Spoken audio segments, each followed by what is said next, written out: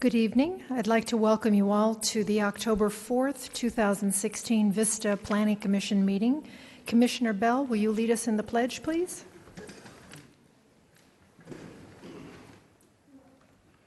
I pledge allegiance to the flag of the United States of America and to the republic for which it stands, one nation, under God, indivisible, with liberty and justice for all.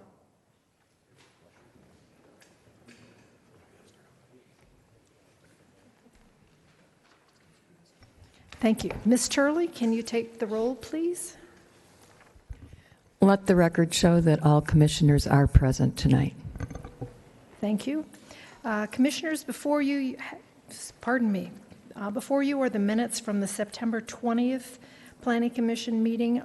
Ms. Turley put on the dais some changes that she noted when she was typing them. So if you could, whoever makes a motion, make sure that we have these changes in it. And are there any other changes that need to be made?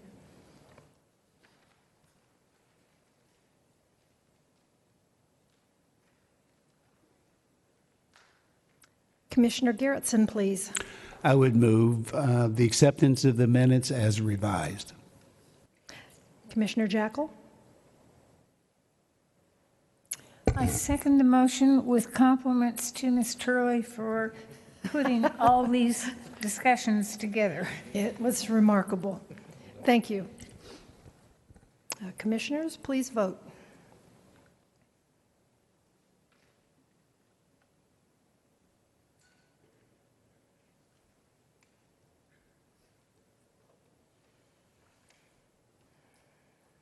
Please let the record show that the minutes passed as revised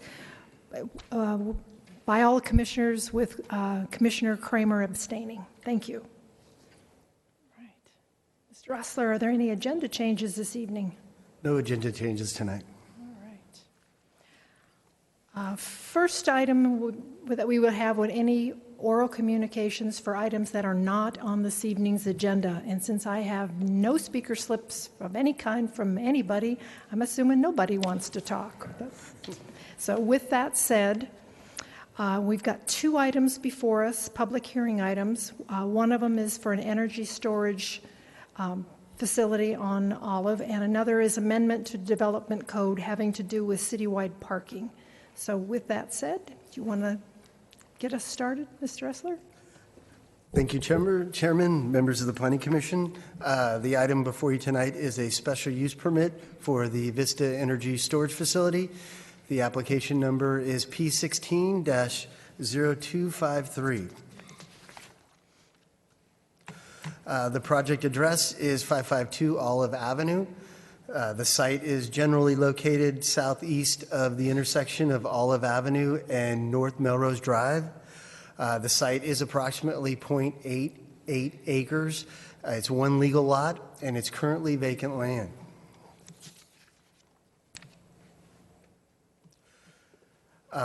Before you are two photographs of the site as well as an aerial photograph. The photograph above is taken from Olive Avenue. The photograph below was taken physically on site. Surrounding land uses includes the San Diego Gas and Electric substation to the north, industrial development to the east, condominium development to the south, as well as commercial and single-family homes to the west. In terms of the general plan, the subject site maintains a land use designation of industrial general. Allowable uses within this designation would be industrial uses as well as heavy manufacturing uses. In terms of zoning, the site maintains a zoning classification of M1 light manufacturing. Uses permitted within that designation include manufacturing, processing, as well as storage uses. The project before you tonight includes a special use permit inclusive of a site development plan to construct and operate an energy storage facility. The facility has been designed to receive electrical energy during the low peak periods, store the electricity, and then discharge it during peak hour opportunities. This facility will be interconnected with the San Diego Gas and Electric substation, which is directly north of the subject site. The facility has been designed to house lithium-ion batteries that will be connected to on-site outdoor electrical equipment. The facility itself would be unmanned and would be operated remotely, so there'll be no individuals going to site except for maintenance purposes and so forth. And the facility has been designed to provide for no emissions in terms of air and water. The special use permit request is due to the fact that energy self-storage use isn't identified within the zoning ordinance. Therefore, it's required to obtain a special use permit for this use, as well as the outdoor substation equipment exceeds the 35-foot height limitation for the M1 zone. The submitted site plan indicates there'll be 2 buildings constructed on site. Each building would be 7,736 square feet. One building would be located directly along the Olive Avenue street frontage. The second building would be located towards the rear of the site. The site would also maintain an electrical substation, which would be located towards the center of the site, as well as power inverters and transformers that are located directly adjacent to the outdoor substation, as well as towards the rear of the site. Other site improvements include a 10-foot, 6-inch tall security gate that would span across the main drive coming into the site, as well as a 24-foot wide decomposed aggregate driveway, as well as a 6-foot tall masonry wall that would be along property lines that abut residentially zoned properties as required by the zoning ordinance. In terms of the floor plan, the buildings would be designed to maintain 2 storage rooms as well as a relay and communications room, again for a total square footage of 7,736 square feet. Architecturally, the proposed buildings would maintain a tan sheet metal exterior finish with a brown standing seam roof element. The front elevation of the northerly building facing Olive Avenue would be enhanced with a off-white stucco exterior finish and enhanced with 3 arched elements. The buildings themselves would maintain a total height of 24 feet. The electrical substation would maintain a height of 16 feet with the associated H-frame structure reaching a total height of 46 feet. Staff does want to notate that the only part of that structure that exceeds our code requirements would be 11 foot of lightning arrestor wires that extend from the H-frame up. So that would be the only part of that structure that would exceed our code requirements. In terms of landscaping, the front landscape front setback along Olive Avenue would maintain landscaping. That would include 3 24-inch box crepe myrtle trees, as well as shrubs and ground cover. The remainder of the site would be surfaced with 3/4-inch drain rock gravel. In regards to the general plan, the proposed use is consistent with the IG Industrial General designation. It is compatible with the existing anticipated future uses within the area. In terms of zoning, the project meets all applicable development standards for the M1 zone. It is consistent with other uses within the area. It operates without any emissions, and it also complies with the city's noise control ordinance. And finally, staff feels that there's adequate buffering and separation between the subject site and the surrounding residential uses.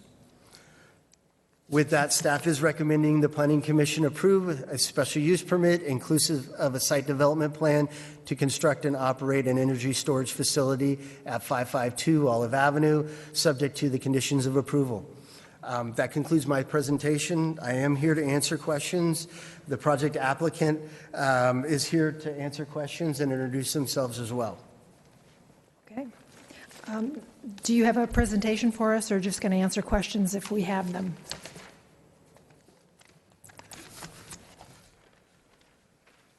We don't have a formal presentation. We're here to answer questions as they may arise. Okay.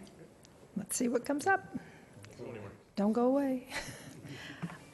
Commissioners, anybody have questions of either staff or the applicant? Commissioner Garrettson? Yeah, about 25. Okay. The danger of batteries exploding and creating a smell, if somebody could address that. I've had a car battery explode basically in my face. I wasn't injured, but so that immediately came to mind. Yeah, absolutely. So I'm Cody Hill. I'm the energy storage manager for the applicant. I'm sorry, your name again, please? Cody Hill. Thank you. And give your address, please. So address is 5000 Hop Yard Road, Pleasanton, California. That's Suite 480, and zip code is 94588. Thank you. So, yeah, that is, of course, the question, because everybody does have a car battery, and various people have had issues with them over time. This is it is a battery. It's an electrochemical battery. It's a completely different technology, completely different class of technologies.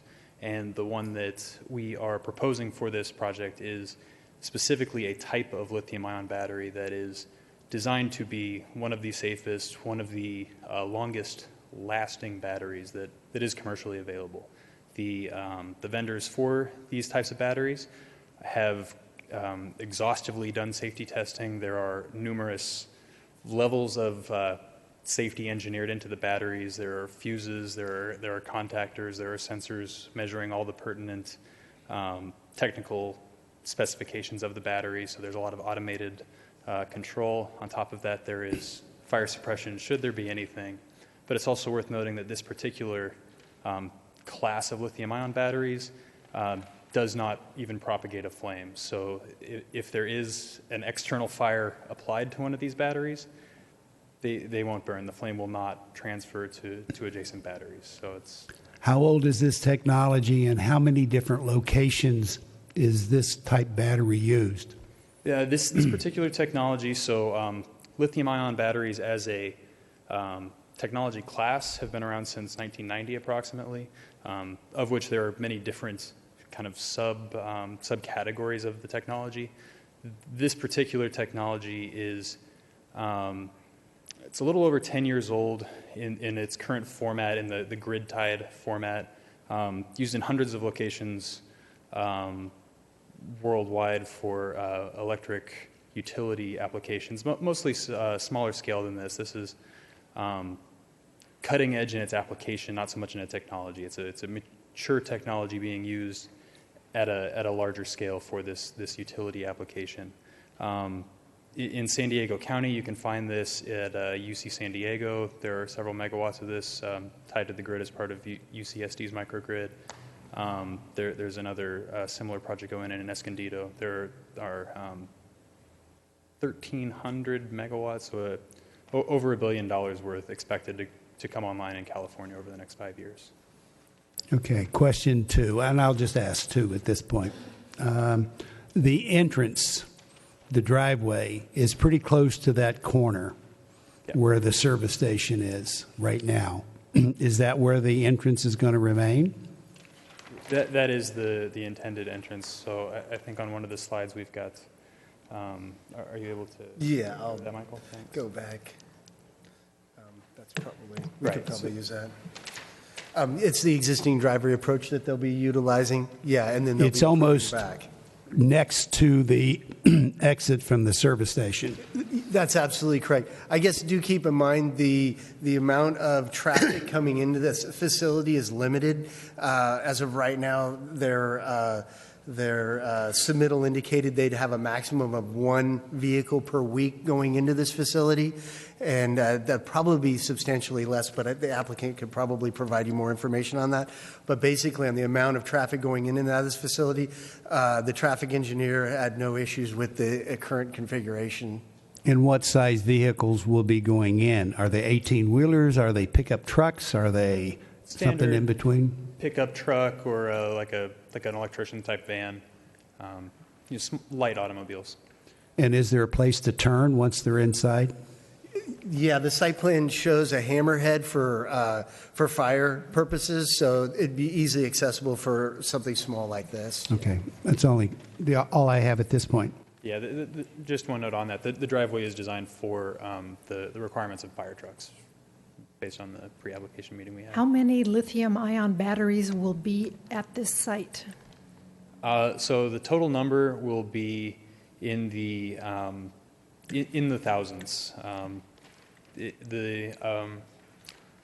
put it into perspective, it will look like a data center, if you're familiar with that. So it'll be Yep. rows and rows. Stacks. Each battery will be about server rack size. Okay.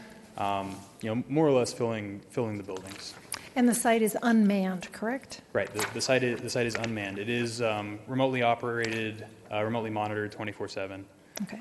So tell us what safety mechanisms are in place should one of these batteries catch fire, because I'm guessing if one goes, they all go. So to start with, if one goes, they do not all go. Okay. So that is a very important note to make. We've worked with several of the leading manufacturers and seen their test results. They have deliberately set these things on fire in the racked configuration in which they will go into these buildings, and the fire does not propagate to adjacent batteries, even though it's a completely full rack. As far as the safety mechanisms go, the way to think about this is the large rack of batteries consists of trays of batteries, and each tray has lots of cells, and so the cells are not dissimilar from what you would find inside of a Tesla if you popped open the bottom of the Tesla and took a look at that. Each one of the cells itself, which is the basic unit of the batteries, does have several different safety devices built into it. These are not designed for portable applications, so they're not like the lightweight, cheapest form factor you'll find in consumer electronics. These things are designed for a stationary installation. They have an overcharge safety device built into them. Each cell has a fuse built into it. The can itself that the cells are placed in has a crush protection, a penetration protection that will effectively brick the battery rather than allow it to uncontrolled discharge should anything happen to it. Again, these will never be moved in their lifetime after their initial installation, so it's extremely unlikely, but those will all be there. At the next level up, so each tray then has sensors monitoring voltage, current, and temperature of every battery in the system. That computerized sensor control system will be communicating to the master controller of each rack as well as for the system as a whole. If any of those parameters are out of line, it will automatically open contactors, disconnecting those batteries from the system as a whole, also sending information back to the remote monitoring group. So that's the rack level. The rack level has DC contactors, an additional redundant layer of fuses. And then on top of that, so you've got those two redundant layers. You also have fire suppression, which is not required by code, but which is, we think, the right thing to do since this is in the city, of Vista. So there will be an automated fire suppression system should these several layers all fail, which is supremely unlikely. Guessing it's not an ABC type fire extinguisher that would extinguish this if there were some kind of a fire? That would work, although it's not the preference. So what this would be is a clean fire suppression agent. There's a number of commercially available types of this. So FM200, there's DuPont products. Novec 1230 is another one if anyone's a chemical person. They're clean suppression agents. They do. They're used in many applications for putting out fires in different electrical and critical infrastructure type installations. You'll find them at a lot of cell towers, things like that. And you wouldn't want to put something out that has a lot of residue, so there's no residue from this stuff. FM200 in particular is used as a propellant in asthma inhalers, so it's non-toxic. It's a very reasonable chemical for this. In addition, there is a city requirement because of the size of the buildings for there to be a sprinkler system, and so there's actually 2 fire suppression systems here. Okay. We would prefer not to douse the whole thing in water, but you absolutely can, and that would also be effective. Transformers generally have a buzz, a hum. They do. Is this going to happen here, or does the building enclose the hum? Yeah, so as depicted, the transformers are outdoors. There will be a certain amount of electrical hum if you're standing close to it, but the intent of the design is to make sure everything is well within the decibel limits for the zoning. Okay. Staff notes that we do have a condition within the resolution that requires it to meet our ordinance, and they're also required to submit either documentation of the equipment or an acoustical report indicating that it meets our requirements as well. Okay. Commissioner Rossler?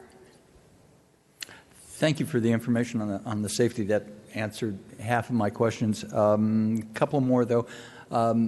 What's the life of the battery, and how do they get recycled? So typical life, it depends a little bit among manufacturers. 20 years is increasingly the industry standard. So your top tier manufacturers will be a 20-year, and there is a recycling ecosystem for these things. So at the end of life, it would go back to the manufacturers. 20 years from now, it's hard to say exactly where the facility will be located, but it will go back to be recycled. And you can get all the metals out of these things. There's a lot of reusable material here, so they want the batteries back. Okay. Yeah. All right. And then how is the connection to SDG&E made? So the connection to SDG&E is going to be an underground connection. Okay. So it's a medium voltage out of the Melrose substation, essentially running along that fence line you can see on SDG&E's property, and then underground to our project substation there in the middle of the lot. Okay. Very good. Thank you. Commissioner Bell, please. I think we've got the safety covered, at least partially.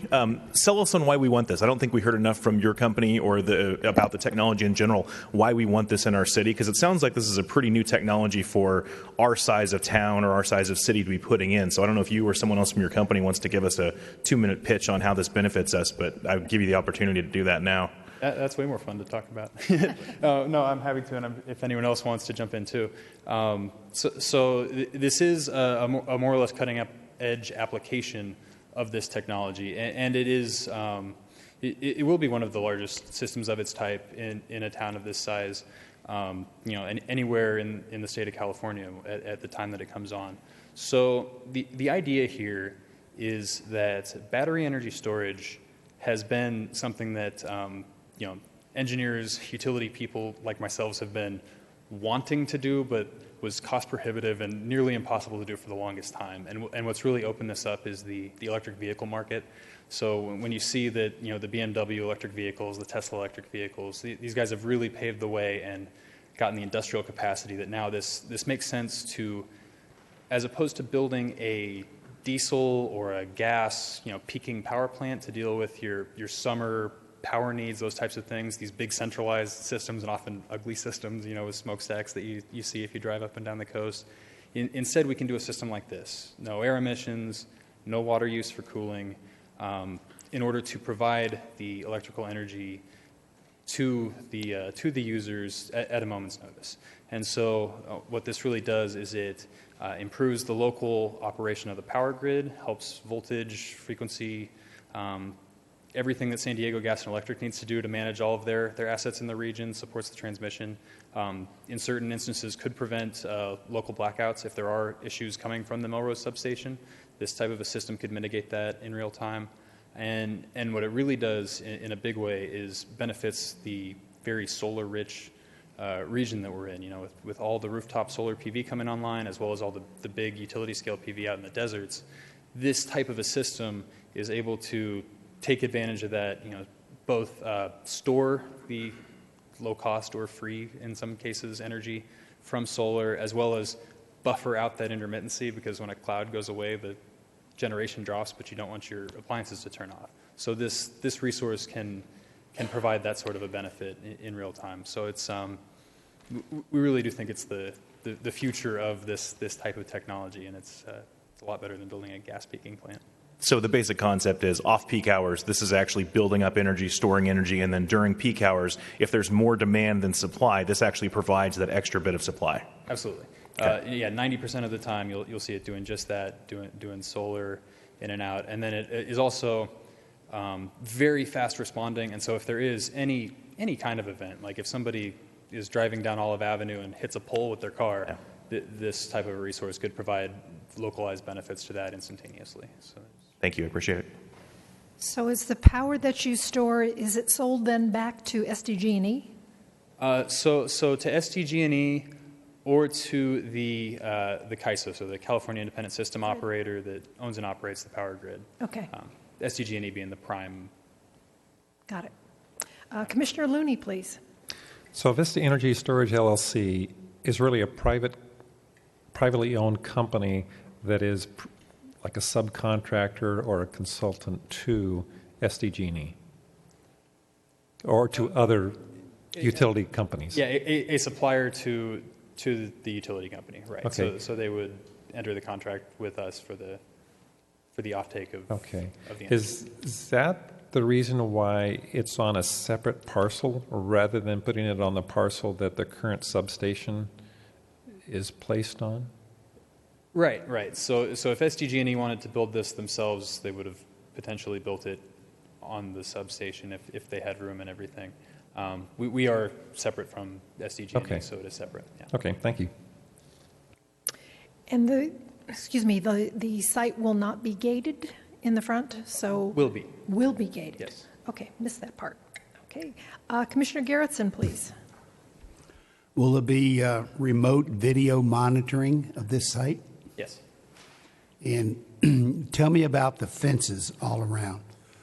Excuse me. So you want to? I was going to say, currently there's between a 5 and a 6 foot tall chain link fence that wraps around the entire site. The code currently requires that if there's an industrial use adjacent to a residentially zoned property, there's a requirement of a 6 foot high masonry wall separating the two uses. So they're proposing providing a 6 foot high masonry wall along the southerly boundary and going north approximately 95 feet. And those would be the boundaries abutting residentially zoned properties. Keep in mind there are two other residentially developed properties. However, they're legal nonconforming because they maintain a commercial zoning designation. So ultimately, you'd be having a chain link fence around the industrial, around the commercial, and you would have a 6 foot high masonry wall surrounding the property from the residential. So that would be complete on the southern side, would be a masonry fence. That's correct. And along the western side, up to what point? You said non-conforming. You kind of lost me there. Yeah, you know what? It goes up approximately 95 feet. Where is it? Here it is right here. Relevant to the housing? There's some houses there. Yeah, you do. So you have a single-family home on, I'm trying to see here, the 95-foot that it goes north along the west property line. That's a residential property. And going north from there, I think there's two legal non-conforming residential structures, and then it gets to one commercial property, and then the gas station on the corner. But they're still residential properties. They're residentially developed, not residentially zoned. So But ultimately, there's still people living there. you're absolutely correct. And why are they in less danger than the rest of the people? From noise, from other things? There's a reason you're putting the fence around there. Because ultimately, those properties are zoned residential. They'll stay residential. If they get redeveloped, they'd be redeveloped residentially. The properties I mentioned were non-conforming, so in the future, if they ever became redeveloped, they'd have to meet our current commercial standards to where residential uses would not be permitted. So they could be subject to noise or whatever that the other residents will not be because they're non-conforming? And that's okay? The separation isn't required by code. That's correct. That's correct. You can't build a wall up through all of those residents? I would be concerned about their safety. I think it's more of a visual. I think they've indicated there's no emissions or anything like that. There's adequate separation. I think there's approximately 95 feet from the residential property or structure, to the storage buildings themselves. So there is separation there. They are enclosed. It's a visual barrier too as well. So the 6-foot-high wall creates a visual barrier from the residential properties to this facility here. And ultimately, yes, unfortunately, those properties are zoned currently commercial, so the requirement isn't there for it. It could be at the discretion of the Planning Commission to include that condition, but based on code requirements, it's not required. Well, I would just be concerned about those residents, whether it's conforming or not. I don't know the history of how that happened, but I think we have an obligation to protect the residents. You know, they're living there. Why should we not expect to protect them? Do you have a response? I'm not a fence expert. It is just for visual stuff, though. There's not a danger for any of these residents that we're protecting them from.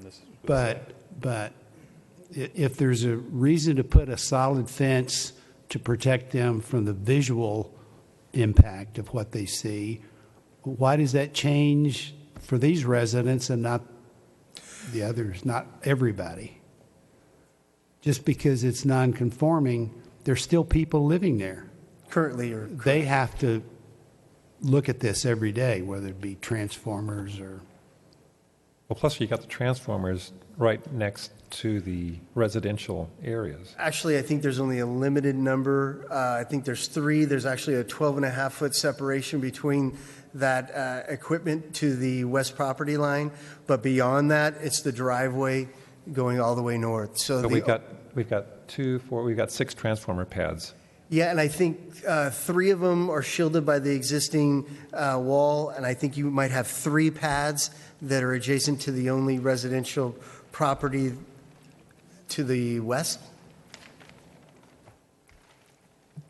Let's see if I can do this here. So you have these 3 pads here, and these 4 properties. This is the legal conforming residential property here with the 6-foot-high wall, and then you have 3 non-conforming residential properties. This would be the only property that would be impacted, I guess, visually. And there's a 12.5-foot separation, and I think the height of that unit is 8 foot high. So realistically, there could be a 35-foot tall industrial building built directly on the on the property line. So. There is separation. Again, if it's at the discretion of the Planning Commission, if they want to do a condition that this wall get extended at least to this property here, again, this would be the only property affected. From here over is a 24-foot wide driveway, as well as the additional separation to the building and to the transformer. But it is at the discretion of the Planning Commission.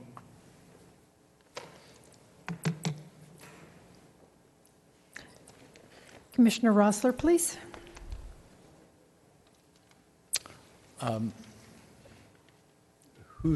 John, are you controlling the PowerPoint presentation? Could we go back to the architectural elevations, please? My only concern, the bottom elevation, is the east elevation of the north building, and that's what people are going to see as they drive down Olive Avenue going west. And I would prefer that elevation match the rest. I think you're doing it for fire protection. Commissioner Looney could probably tell us a lot more about that, but I have a problem with that elevation, and I would like to see it, as I said, match the other 3. The very bottom one, I think, is just the cross section, actually. So Olive Avenue is the white, on the top right with the trees. That's what faces Olive Avenue. Commissioner Rosler, you're absolutely correct, though. This is the west elevation here. This would be facing, or excuse me, that'd be the east elevation. You're absolutely correct. Both buildings will actually have the same elevation facing the adjacent industrial property. Currently, it has a stucco finish to it. This building maintains an H occupancy, which requires appropriate fire wall along that property line. They were actually required. This is an old elevation. I apologize, but the elevations within your packet indicate that there's actually a 30-inch tall parapet wall along this edge here to provide appropriate separation between this building and the adjacent property. So, but again, it is at the discretion of the Planning Commission. I'm not sure if the applicants thought about alternative material that might be able to use in order to dress up maybe the front building possibly, but I'm not so concerned about the south building, but the north building where it is visible from Olive Avenue, I do think we need to address that. On the plans, you have a 3-hour wall construction. So that 3 hours, is that required on the property line? Because That's correct. of zero setbacks? that's absolutely correct. To get Because a of the 3-hour occupancy. firewall assembly on the property could become problematic, especially if you have any type of pitched roofs that are on the other elevations. It could be done, but man, you got to jump through a lot of hoops to make a 3-hour assembly for a roof structure. But you're right, it's a 22-foot, 6-inch high blank wall. In that neighborhood, I'm concerned about graffiti, canvas. We do have a condition that identifies graffiti and requiring it to be removed within 48 hours of it being noticed. That's a standard condition that we do put in conditions like this. But yeah, I understand the concerns of the Planning Commission. I'm not sure if there's ability to, I'm sorry? That would have to be done from the rooftop. Otherwise, you're coming across on someone else's property. Or you'd be going to somebody do else's cleanup. property and getting access. Yeah.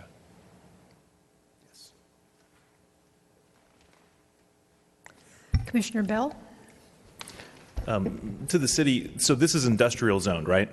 That's so correct, M1. the alternatives here in general could be a lot worse than a standalone building that doesn't emit any noise or very little noise or other emissions. Can you give us examples? Yeah, I definitely can. We have manufacturing of electronics, household equipment, a laboratory, plastic productions, manufacturing of surgical equipment, tools.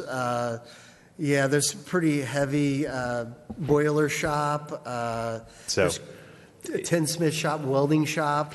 So yes, it's pretty Big picture, it seems good. The view, I think it's from the south end of the lot where there's 2-story condominiums. Is that right? Is there anything taken into account from the second story of those condos as far as the view goes? Is there anything we can do? Because I noticed that they're high enough up that whatever's there, they're going to see. I don't know if there's any solution to. You don't want to block their view, but on the other hand. Yeah, it's a little difficult. I know they wrapped the roof element around that south elevation, so they enhanced it as much as they could. The wall will help. You do notice within that 15-foot setback that there aren't any equipment or anything like that. Do note that the equipment is enclosed within cabinets that'll be painted to complement the buildings themselves. So they try to conceal the operations the best they can. Okay. But that's what staff was looking at. There's a parapet wall that's designed to screen all the mechanical equipment on the roof as well. So ultimately, we're trying to contain this facility the best we can. And I'm guessing you don't have the answer, but I'm pretty sure if you talk to your group that building a couple extra feet of wall wouldn't be the big hurdle here. I think that would probably be something you could deal with or at least talk about pretty easily. But we can talk about that at the end of the session. Thanks. Commissioner Garrettson? Same general idea of those condominiums on the south side. Even though you're trying to block the mechanical equipment view, they're high enough to see all that mechanical equipment on the roof of this facility. And so are you planning on putting trees down there or something that would kind of block that ugly view from the condominiums? At this time, there isn't a plan to place anything there. Okay. There's nothing included in their application, that's correct. Again, it's unmanned, there's low maintenance. That's the reason why there's no landscape improvements or anything inside the facility. So at this point, no, there isn't any vegetation in the rear of the property. Thank you. But the buildings are colored, correct? There's some color to them? Yeah. Beigey? I think you can pass around, there's a sample board here that'll provide you a good example of what they're proposing. I would venture to say that even seeing colors is better than looking at dirt and some of the other things that the residents in the condos have to look out, and the couch that's now turned over. And Commissioner Carroll, please. Thank you, Chairman. I have a question regarding those arches on the front view, and are the insets of those arches, I can't tell from the drawings, if the inset of those arches are a different color than the rest of the front of the It's building? actually the same color. Same color of the building, it's just recessed in, which will frame the trees that they're planting out front. That was kind of the idea behind it. But it is the same color. We could condition an accent color if that was the discretion of the Planning Commission. Well, it's recessed a foot, and I guess without a color differential, I'm not sure that you're getting maybe as much bang out of that as we could at that 1 foot recess. It might be just a couple shades darker to where it's not too much, but it's enough to where it accents that area possibly. Highlight the accent more without making you have to bump that in anymore. That would be my suggestion on that. I like that idea too, because the crepe myrtles are deciduous, so in the winter they'll be bare. So at least there's a pop of color. Commissioners? Okay. Seeing no speaker slips, I'll close the public hearing and we'll have the commissioner discussions. Thank you.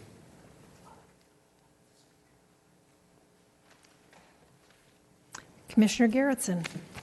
I would agree with those who say this is a lot better than it could possibly be, but I want to make sure we make this project as good as it can be.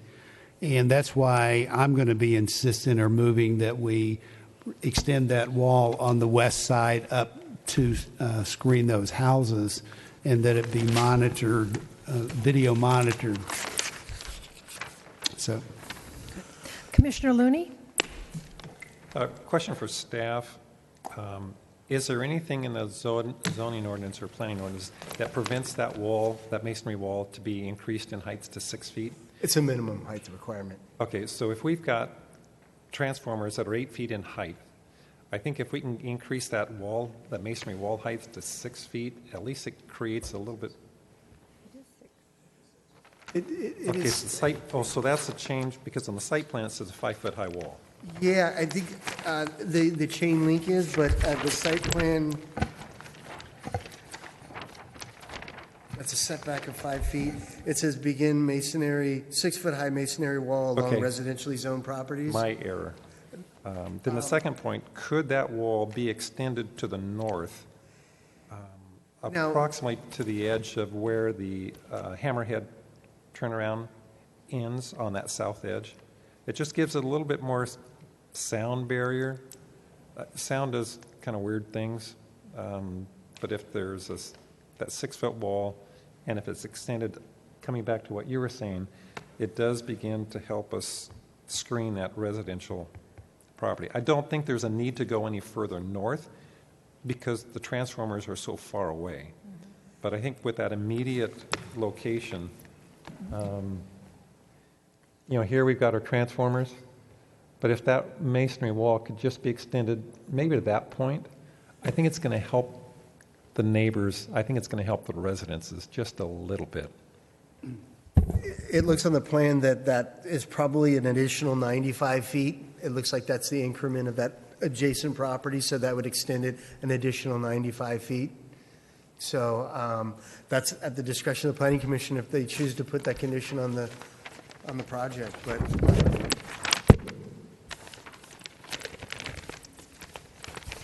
Commissioner Rossler?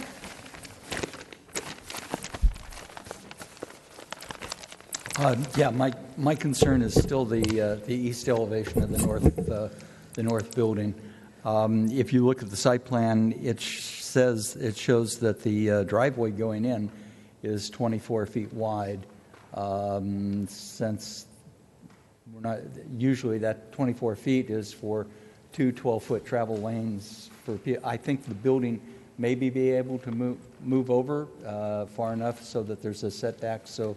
The 3-hour fire condition is met, fire protection is met, or they can do additional architectural treatment to the building. But I definitely believe that east elevation ought to be treated the same way as the other three elevations. So, and I give them all the flexibility in with the lane width if they wanted to move the building over, set it back, or provide the additional protection. And that's applicable to both buildings, correct? Yes. Okay. Commissioner Garrettson?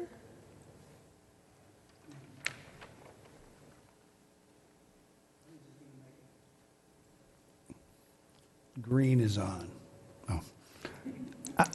I was just going to make a motion that we approve this pending any adjustments to the application, including the video remote monitoring and the fence extended northward to where the past where the transformers are. The wall, I mean. But have that wall extended past where the transformers are. So they're screening the residents there. So right now, I have the accent arches being enhanced with an alternative color, maybe a shade darker than the existing building. The block wall being extended an additional 95 foot north to protect that one resident, as well as the east elevation being enhanced with a material which might include setting the building back, whatever it takes to get that enhancement on that elevation, and video remote monitoring. That would be my motion. Commissioner Carroll? I was just curious if staff or the applicant would have any comments you'd like to make about the possibility of the location of the building versus the need to upgrade the elevation.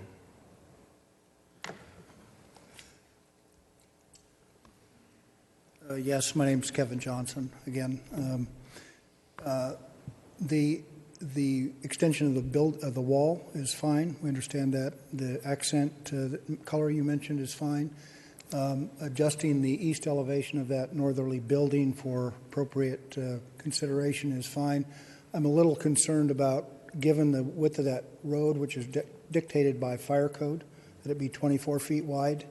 That was fairly detailed design to locate that building where we did, east and west, to accommodate the road and the access for fire protection. So subject to that, we can certainly investigate it. I don't know the distance right off the top of my head of how far that building could be moved west. Commissioner Looney? Mr. Osrick, would it be feasible to do some architectural fenestration on that east wall rather than moving or modifying that wall? What if we begin to just articulate it with some fenestration? Maybe we introduce some color, maybe we introduce some shapes. On Olive, they've introduced the arches that are recessed. The applicant could almost take and develop some architectural fenestration where they maintain that 3-hour wall, but it's not blank as it is being proposed. Just an option. I think that the roof element that's on the other three sides would be important for the east elevation. I like the idea. I'm open to that, to provide some fenestration to that elevation.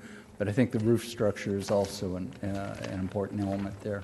So, I think the difficult part with that is providing that fire barrier per the occupancy. So I'm not sure if we'll be able to get that roof element there. I'm not sure. This would be something that we'd have to work with our building official on to see what would be appropriate that can accommodate that occupancy. If it's at the discretion of the Planning Commission, we can craft a condition that indicates that we can work with the applicant to come up with an alternative enhancement on that side, which could include fenestration, different material, color, what have you, in order to enhance that elevation and meet the requirements of the building code. Typically, there's a setback where that 3-hour rating has to be protected. I don't know if it's 5 feet, I don't know if it's 10 feet, but it's almost as if we could if we lower the wall height, but still have that 30-inch parapet that gives us that firewall, and then begin a pitched roof, maybe it's 5 feet or whatever that zoning is for that particular regulation for setback. Because if we lower the wall, develop a pitched roof that's 5 or 10 feet back, whatever that line is where we don't have to have that 3-hour wall, then you can begin to soften that edge, and we don't have to have a 3-hour rated roof. Well, again, what we can do is we can work with the applicant and the building department. Ultimately, the goal of the Planning Commission is to provide somewhat of a setback along that edge in order to incorporate a roof element to complement the remainder of the building. We can work with the building department on that. I don't know what that separation is. It comes to mind 4 to 5 feet, and I'm not sure what it is, but we'd have to talk to the building official on that. But I think that you've got an opportunity there that might work where you don't have to change the footprint, Right. but we might just need to modify that roof line where it begins. You maintain your 3-hour, and we soften that east wall elevation to where it is more in keeping with what we have on the other 3 exposures. That would be acceptable to me. We'd be happy to do that, and I think getting that setback off the east property line, we may have enough room to move that building slightly and still meet the fire code for the access. Yeah. I just can't tell off the top of my head. Yeah, fire departments, you can't fight them. No. You can fight them, but you will never win. Fight them, yeah.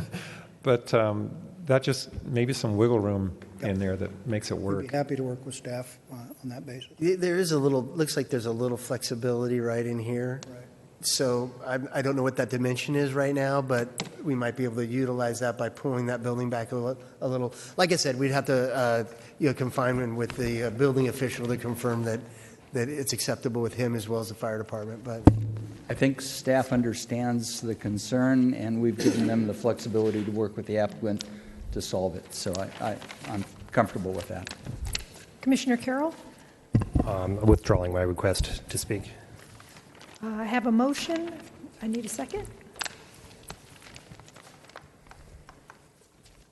Commissioner Rossler? Green's on. I'll second the motion. Thank you. Commissioners, please vote.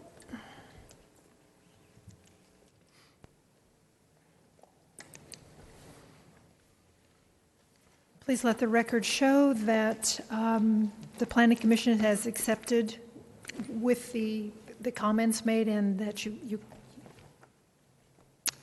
articulated for us for your project. Thank you very much. Thank you very much. Thank you. I see we have students. How about if we take 5 minutes and we can sign your completed things before we move on to item number 2?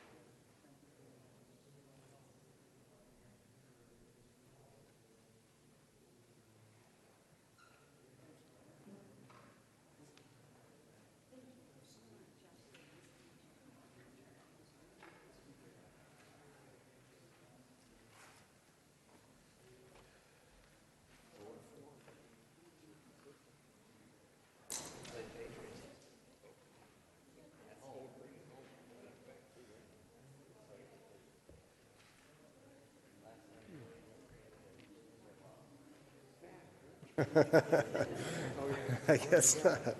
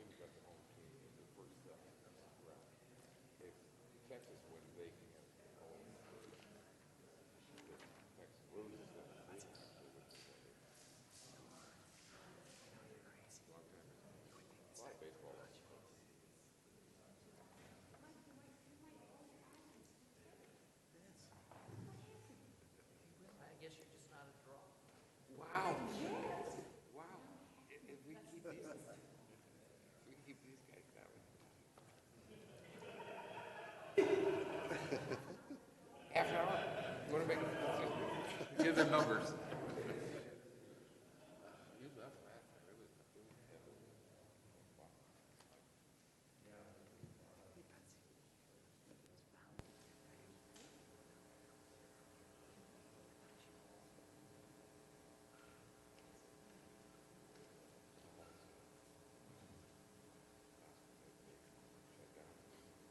I'm sorry.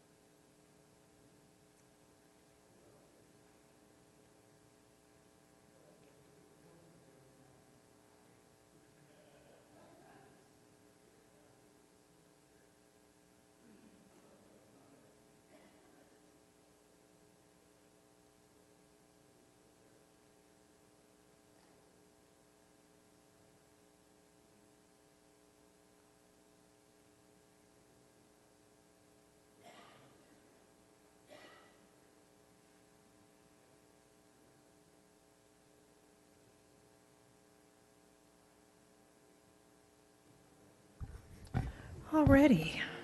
Ms. Chow, will you lead us through P16-0008, Citywide Parking Regulations Comprehensive Update? Please. Certainly. Thank you, Chairman Kramer. Commissioners, Patsy Chow, City Planner, Deputy Director, Community Development Department. I'm pleased to be here this evening to present to you the update of our citywide parking regulations. So it's been a long process. We've started about a year ago working with the parking consultant, Walker Parking Consultants, on this effort to update our citywide parking regs. Just to give you a little bit of background, I'm just going to rewind the tape here and for a couple of slides and then just kind of give you some information as to where we have been. So we held a total of 4 community meetings, workshops, since November of last year. The last one was held in May with the City Council, so we had meetings with the Planning Commission, with yourselves, with the City Council, with the community at large. We gathered a lot of input and information throughout the meetings. And again, the last update that was done in the code was many, many years ago, so almost 20 years ago. Since then, many changes have occurred in the City of Vista throughout our community as far as development patterns and infill development opportunities. I mean, we're pretty much a built-out city, but obviously there's still a lot of activities and development opportunities that have taken place, and since the general plan got updated in 2012. We also, just to give you a little bit of information as to what happened at the February 2nd and the May 24th workshop with the City Council and the discussion there, there were a lot of concerns that were raised with regards to parking for residential apartment complex projects, and also how to prevent parking problems associated with apartment complexes. It's been kind of a topic of the day. And the City Council also talked about potential parking restrictions in the downtown area, parking enforcement issues, code enforcement related to parking related concerns, and also a lot of discussion surrounding mixed use and multifamily development parking ratios, as you have also raised in the past about the different parking ratios that are being utilized for residential only projects in mixed use zones. At the May 24th meeting, the City Council actually directed staff and the consultant to pursue additional parking counts for additional apartment projects that currently exist in Vista. We had done a count for a total of 5 projects in Vista that are been there for a long time, and so we wanted to kind of assess their parking conditions. So we added another 4 to the 5.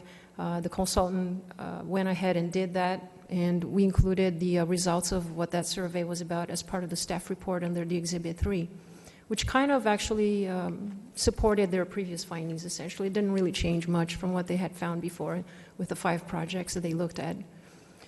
So as a result of compilation of looking at all these issues and the course of the last 12 months or so, then staff together with the consultants basically came up with recommendations that you are seeing here or will be seeing here tonight as far as parking ratios required by different types of land uses and some changes that are being proposed along with some cleanup items in the actual ordinance. And those are contained in the Exhibit A, in the Exhibit 2 in the staff report.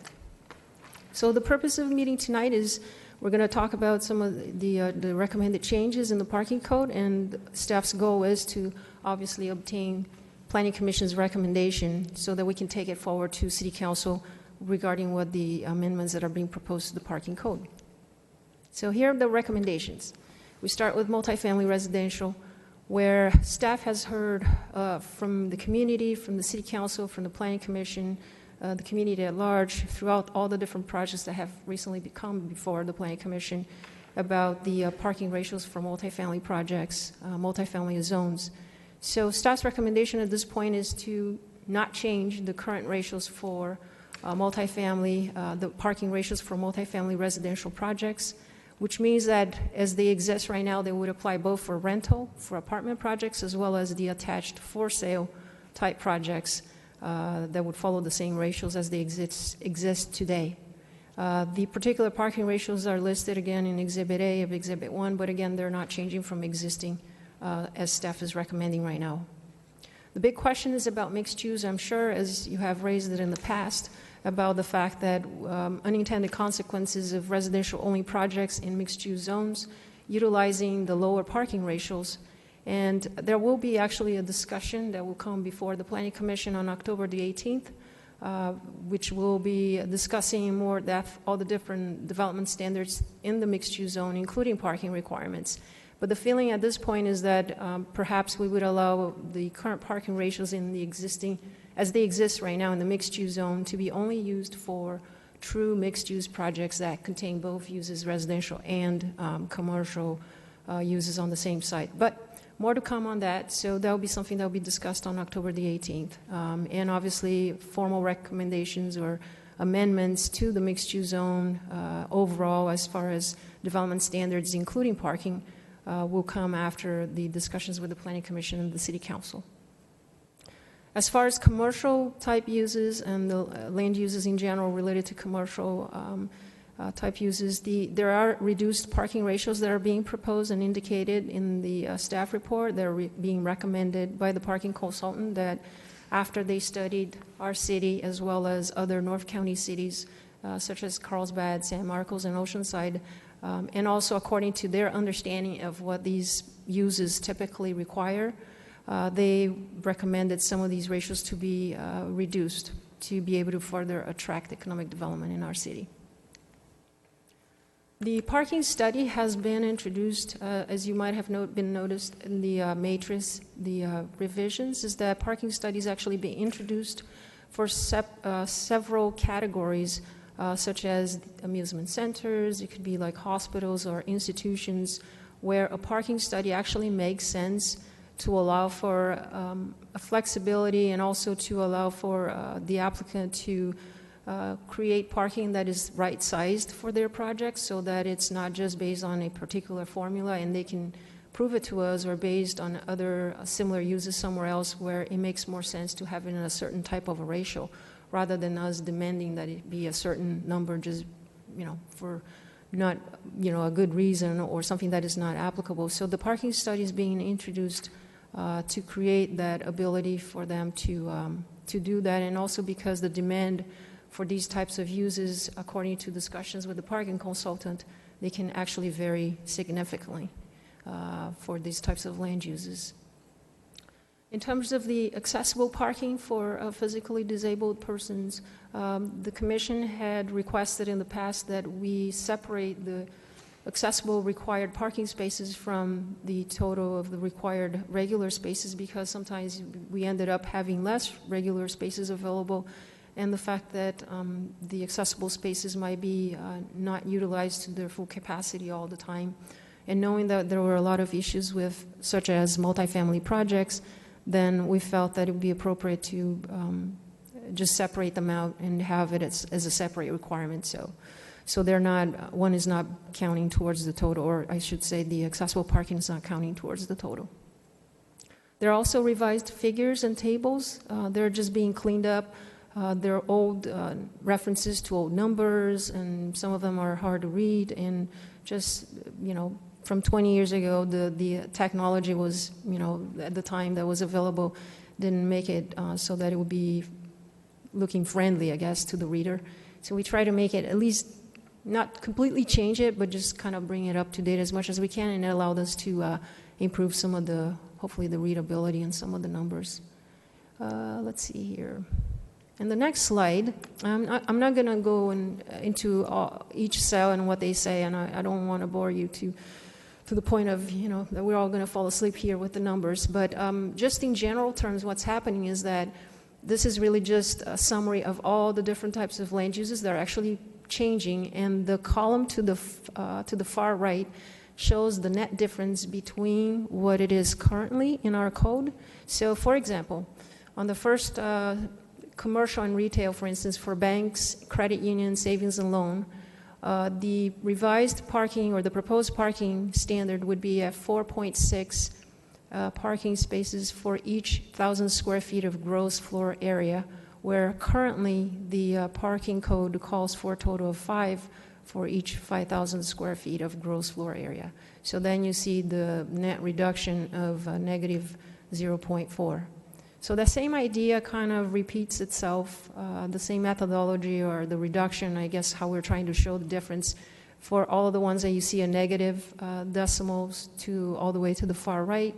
When you see a 0, for instance, on the institutional at the bottom of the matrix, that just means that we're actually introducing the parking study. So there's not really a difference in terms of the number itself, but just the fact that, again, the consultant and having conversations with them is that this type of land use is the type of land use that can vary significantly, and therefore it does make sense that we should allow the applicant to produce a parking study if they choose to do so. So these changes, again, are based on Walker Parking Consultants, their recommendations working with staff, and again, based on typically recommended for this type of land use, and again, looking at what's been happening or what is happening in Vista. So this is just a continuation of the previous slide as far as the other uses that are getting changes. I should note actually a correction on other self-storage units where it says 3.0 for each 1,000 square feet of GFA plus 0.2 per 1,000. Actually, the 3 is actually 3 parking spaces for the employees, and then we have the 0.2 per 1,000 square feet of storage area. It's not 3 per 1,000 square feet of GFA. So I apologize for the mistake, but the 3 is just a whole number for the entire project. And then also you have, or the parking study, which allows the flexibility there. On this particular slide, I just wanted to kind of recap the numbers because I know the numbers have been brought up in the past, and sometimes, you know, even staff were going off of our memory as far as what the numbers are for existing parking ratios for multifamily projects, rental projects. So on the kind of on the second column, you have the current City of Vista parking requirements for multifamily apartments. The starting at 2.33, and again 2.33, 2.5 for 2-bedroom, 3 for 3-bedroom, and 3.5 for a 4-bedroom. And I just put on the next column to it what the mixed-use zone requirements are, because I know that has been asked in the past. So just for comparison purposes.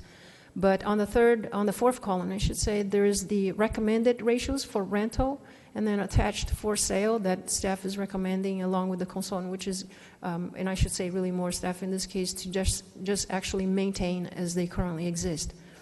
The last column is the detached condos for sale, and no changes being recommended. So it's basically two parking spaces plus 2 gas spaces as they currently exist. The footnote is just basically reiterating the fact that there will be more discussion on the mixed-use zone on October the 18th. So with that, the staff is recommending the approval of both resolutions. That one is dealing with the negative declaration that was put together for this update, and we didn't receive any comments during the 20-day public review period. And obviously the resolution that includes the zoning code amendments pertaining to off-street parking loading requirements. The recommendation, again, from the Planning Commission will be taken forward to the City Council and with the complete revised ordinance and for their final review approval and hopefully adoption later on this year and tentatively on December the 13th. That's what we're hoping for. And that pretty much concludes my presentation, and I'll be happy to answer any questions. Thank you. Question, Table 1. Yes. What is the benefit from raising the GFA from 250 square feet to 1,000? Is just for sake of making it easier for clarity purposes. When you're talking with developers and applicants and people are comparing, you know, cities, sites, they usually the 1,000 square feet is the standard way of approaching it. Okay. Yeah, and our code right now, unfortunately, doesn't do justice on that because, as you can see, we have 200, 200 feet, 250, 175, and it just makes it a little harder, I think. And we're trying to simplify it. So if there were something that was 750 square feet, we would play it down? Yeah, then we would just, work the math to make it work. Yep. On the accessible parking, could you tell me that again, or can I give you an example and you, okay. Sure. So we're have a developer, he's going to build 10 2-bedroom units, and my example, and one of those units will be all tricked out for all the handicap accessible. Okay. So currently there would be 2 parking spaces for each 2-bedroom unit. So 2 times 10 would be 20. Correct. Are you saying that there will be 22 parking places? Then it'll be the 20 regular spaces, and whatever the handicap requirement, let's say it's 2, then it would be additional 2 on top of that. Perfect. Yep. Thank you. That was what I had asked for. Commissioner Jackal, please. Thank you. I couldn't find it anywhere. Is there now a standard for how many accessible parking places there need to be?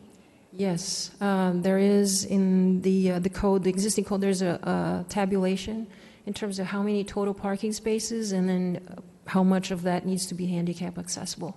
So there's definitely, and the building code actually talks about that too. Okay, So it is currently in our code, and it will remain. The matrix will be there. It will not be changed unless, obviously, the building code update requires it to be changed. So just to reiterate, there would be the standard parking places, and then on top of that, the accessible ones. Correct. Okay, thank you. Commissioner Looney, please. Patsy, do these policies affect any affordable housing projects? As far as affordable housing, like in terms of density bonus type projects, or yeah, density bonus state law has their own requirements, parking requirements, which are lower than normal parking ratios that you see out there, or like the standard parking ratios that we have in our city. So once they come in and propose a density bonus project or affordable housing, then we pretty much have to adhere to what the state requires or allows them to provide as part of their project. City policy. Yeah, we do have a density bonus ordinance and a manual that accompanies the density bonus ordinance. Okay, on the last chart that you... The second part of the chart? The one that had the green. Oh, okay, this one? Playing devil's advocate here. If I'm a developer and I come in and I see that I have to provide 4 parking spaces for a condo that's being sold versus 2.3, I'm going to build apartments because that's going to create more revenue for me as a developer. It doesn't solve any parking problems, but I think with those issues, with those ratios, I think we're going to see more apartments than condos being up for sale. I agree that we need to have more spaces, but it seems as though what I've seen in the last 3 to 5 years, more apartments are being built. We have no matter what management policy has been written and submitted to the city, we have more living units. We have more occupants in the living units than we do parking spaces. So that's the only concern I have. On that fourth column, the recommended parking ratios for apartments for rental, that would also be applicable for attached condos for sale. And although they are attached, there are some projects that we have and are currently in the pipeline where they are actually for sale, but they just happen to be attached products, and they can take advantage of that lower ratio, the 2.33. So maybe it's, best of both worlds, maybe. Yeah. Well, it's an improvement. Yeah, for sure. From what we have, which is good. Exactly, instead of having the 4 required. I agree. Commissioner Rossler, please. Yeah, Commissioner Looney, I was just going to point out that it's for detached condos. So this would be like the small lot single family that's up on East Vista Way by Chow's. So it's almost a single family neighborhood, but they're on postage stamp lots or they're patio homes. So I see it as 2 different markets.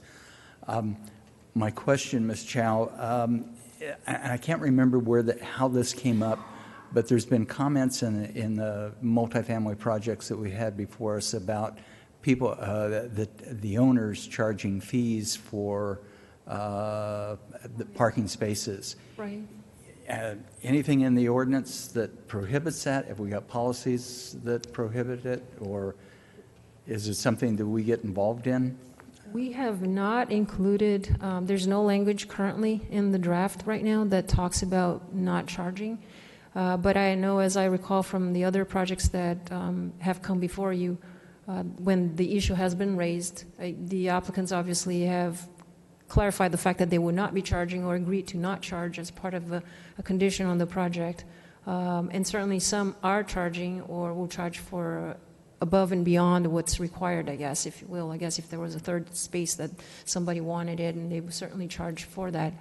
But in terms of the ordinance itself, we are not getting into the specifics of that controls operational type charging or not charging type of situation. We're I think, purposely not trying to go there.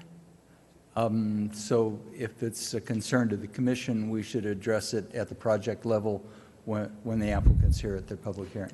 I would say so, and unless Ms. Annie Sahar from the city attorney's office believes otherwise, I would think that would be something that could be addressed at the project level. Yeah. Thank you. There's agreement. All right, thank you. And then one last question, and this one may get me in trouble because it hasn't come up yet, but I was just in the Target parking lot the other day, and that, I have to tell you, that parking lot drives me nuts, the way it was designed. And I think I understand why it was done. I think the big box users all require a large parking field out in front of their space, but I think we cause traffic problems when we don't have efficient design of the parking lot. Anything in the ordinance or the general plan policies that address that? We are designing guidelines, not in this ordinance per se, as far as design, because on the ordinance we're really trying to focus more in terms of the numeric and the actual ratios and the standards, the sizes of the parking spaces, et cetera. The more kind of numerical, I guess, sticking to that. But in terms of design guidelines, we generally, that's where we address these issues as far as design and location and placement of buildings and pedestrian accessibility. Okay. So that would be where we would hang our hats on. Okay, thank you. Mm-hmm. Commissioner Garrettson, please. Yes, there is a ballot initiative about affordable housing. I have not studied that. The Chamber of Commerce is going to have someone do a presentation on all this ballot initiatives. Do you have any insight into that and how it may impact parking? There has been, I know there's been a couple. I'm not sure if I'm familiar with the one that you were speaking of. Was that something just recent? It has to do with affordable housing and apartments. And again, I haven't studied it yet. It's a state on the November initiative? ballot. It's one of the 17 initiatives or whatever. What? I am not familiar. I'm not sure if Ms. Sahar is aware of that one. I know there's been a couple of bills that I have read, one that was vetoed by the governor related to parking, but it was mainly about on-street parking, not private parking per se or off-street. But no, I'm not aware of one, so sorry, not the one that sounds like it is. I'll find out tomorrow. I'm sorry, yep. Okay, I've got some speaker slips. First up, Michael McSweeney, please. Please come forward, give your name and address for the record. Michael McSweeney, Senior Public Policy Advisor for the Building Industry Association, 9201 Spectrum Center Boulevard, Suite 110. 7 hours ago, I was on the beach in Mexico, so sunburned. So that's why I'm not in a suit and tie tonight. Did you all read the consultant report? You know, your staff didn't want to bring forward because there's no support on council. But the consultant actually recommended lowering parking ratios. I know that I sent Director Conley the Point Loma Nazarene report to forward to all of you. And I pretty much sing from the same sheet music every time I come to talk to you. So I want you to think back to May 24th when we had a meeting here. We had a developer that builds multifamily housing tell you that at a three-bedroom units, having 3 parking spaces, you can't make those pencil out. So if you have developers trying to meet a need for housing, and typically a 3-bedroom apartment would be a family with maybe a couple of kids, maybe more than a couple of kids, how are we going to build the housing if we make the requirements so that they don't meet what the market needs to deliver? The people that would deliver the housing can't meet it because it doesn't pencil out. And when you read what the consultant said, they went and they studied the existing apartment complexes, showing that the parking levels, there wasn't a problem. But yet we insist that we have to have more parking, more parking, more parking. But wait, we want to incentivize commercial development, so we'll lower their parking. It's the same thought process as when the city changed the traffic fees to incentivize commercial development. Well, we'll lower those and we'll make it more expensive on residential. So if this is a solution in search of a problem, make 3-bedroom apartments 5, 10 spaces, because nobody's going to build them. And I come to talk to you every month, and it's not just some evil, rapacious developer needs to make more money. If you really want to understand the business, talk to developers. They want to bring product to the market. You talk to them, they would like to be able to produce condos at $359 to $425 price point. They can't do it. The Point Loma study points out a number of those reasons why. So this is, death by 1,000 cuts. This is yet one more cut. And, Vista's a nice town. And I don't think that, following your consultant's advice would cause a problem. But right now, if you recommend to the City Council and they adopt this, it's going to stifle the ability to bring 3- and 4-bedroom type units to market. Thank you. Terry Collins, please.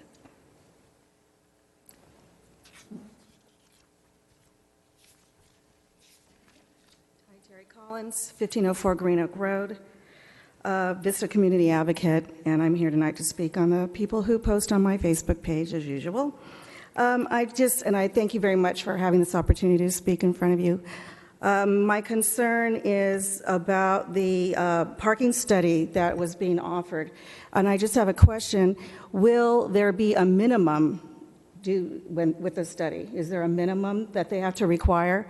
So if the study says they don't have to require, can only require so much, let's say 1, is there a minimum that they would have to require, or can they only go with what the study says? So that's a benefit for them to do the study because they really won't have to provide what we would prefer that they provide. Do you understand my question? So, okay, and then... Ms. Chow, if you understand that. I didn't understand the question. I will be happy to try to address if I understood the question correctly. As far as the minimum, the proposed parking ratios are all minimum standards. Right. So that's typically what it is. It's not a maximum ceiling. But if there's a parking study, can the study go below the minimum? There is no, in the parking study situation, there's not really a minimum. There is what's acknowledged or understood as to being what's would be applicable for that type of land use, because again, the use can vary greatly between, whether it's a location or the intensity of the use or the capacity of the facility, if it's a school or if it's a hospital. Patsy, so, I'm sorry. I think what she's saying is if they do a study, can they go below what's in the code? Oh, I see. Below the parking ratio in the code? Yes. Yes. It could, potentially, That's sure. That's why I'm bringing up the concern. Okay. It could. So that's a valid concern. And then I look forward to the meeting on about the multi-use family. I think it is something that we do need to address here, and it is our concern. The citizens here in Vista, it's a very great concern. So, but this one now brings up a new one with a parking study, reducing that. We really don't want to get lower than we already have. Okay. Thank you so much. Thank you. Val Brown, please.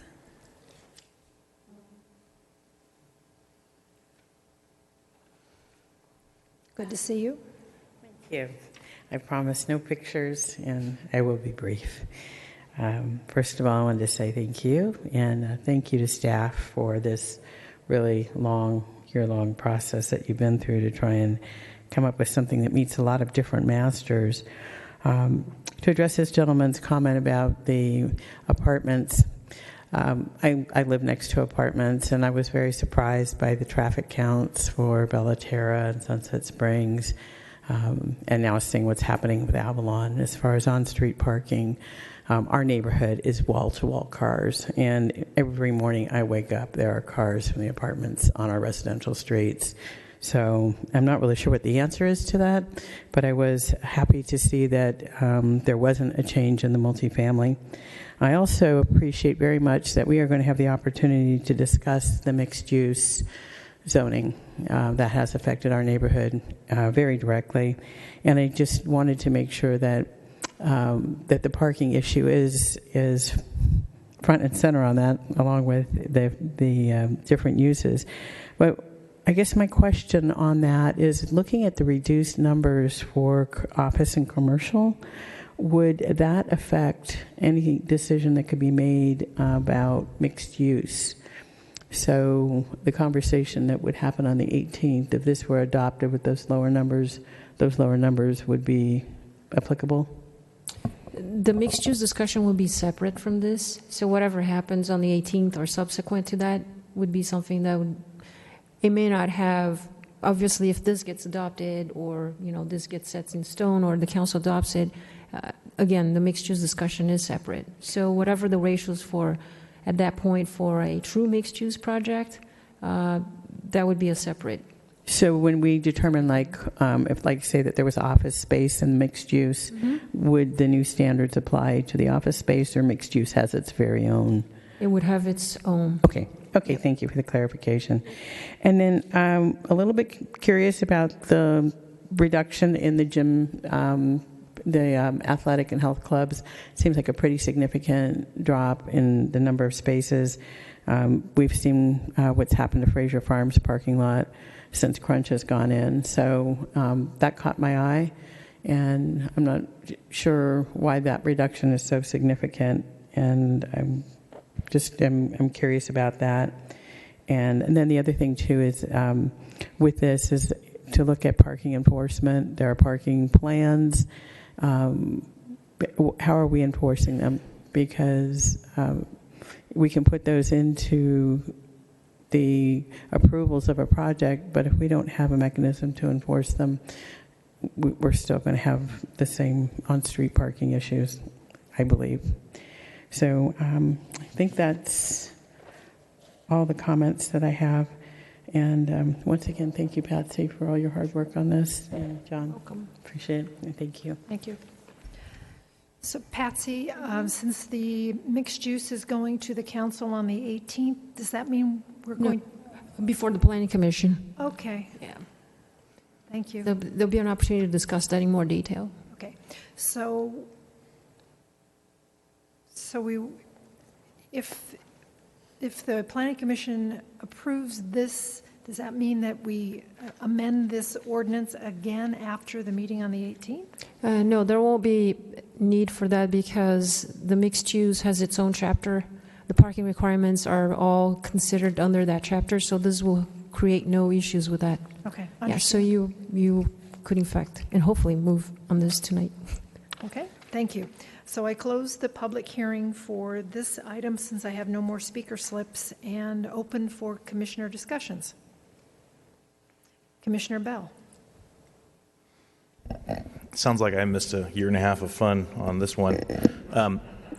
The only question I have for the other commissioners and for the city maybe is on Exhibit 3, which is the count from June, it looks like some of the apartments were counted at 100%, and I would just ask, was anything taken into account for over 100%? So did they go in and see every space is occupied and that's it, or did they actually have any way to measure overflow?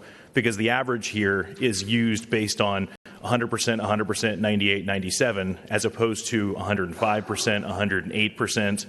And there's no right way to do that. I don't have a suggestion. I'm just asking if that was actually taken into account in these at all, if you know. I wouldn't be able to give you a specific answer on that because of the fact that the consultant's not here tonight. But sure. I thought the percentages applied to the occupancy of those complexes at the time that they took the count. So if they were occupied at 100%, then they would assume that all the parking spaces should be filled, and that's how it was evaluated. If it wasn't at 100%, then the parking shouldn't be full. And I think the issue where we're hitting the gray area here is that if it's fine if it's 100% full, but I think the problem is now we're looking at 105, 110% full because the neighborhoods are seeing the overflow parking. And I don't know how to measure that. I don't know how to study that. But I think that this average number that's shown here might be a little bit off from reality because it's not measuring every person who lives in the complex and parks either in the parking lot or outside the parking lot because of necessity. That's all I'm getting at. And I don't have an answer to that. I was just pointing it out.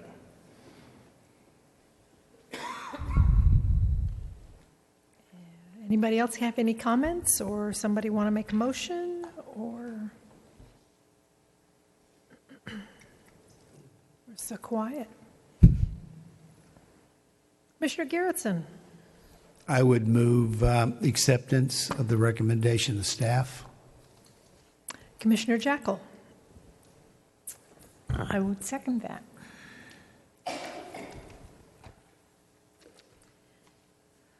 Any discussion before we vote? Seeing none? One quick note. Commissioner Rossler. One quick note. On the 3-bedroom, 3 spaces issue, I think it's going to depend on the design of the project. I've always felt that We have to look at the floor plan of the units. One of the smaller projects down on South Santa Fe had dual masters, where each master suite had an in-suite bathroom, and I think that's set up for 2 couples, and so they're going to need more parking.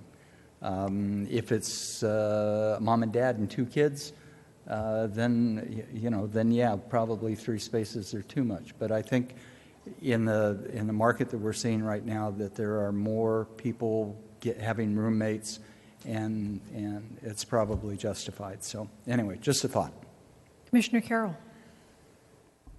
Thank you, Chairman. I'll just add my 2 cents is that these numbers, obviously they take into account the need for the guest parking. So it's not just that there's only 2 spaces that we say are needed for that particular unit. It's 2 spaces plus a certain amount to cover the guests.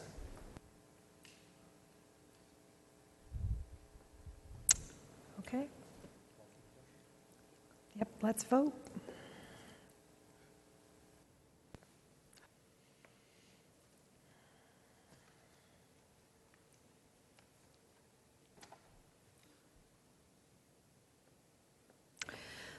Let the record show that the 2 items pass, with the exception of Commissioner Kramer, who disagrees. Thank you.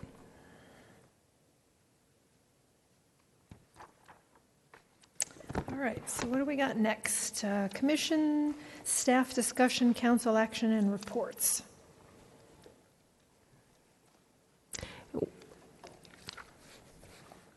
Joan Shirley's requesting to speak.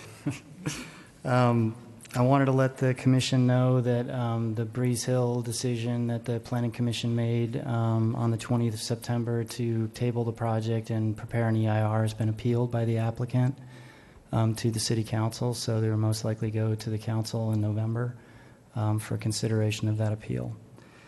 On October 18th, we will have a meeting. We mentioned we'll have the mixed-use discussion item.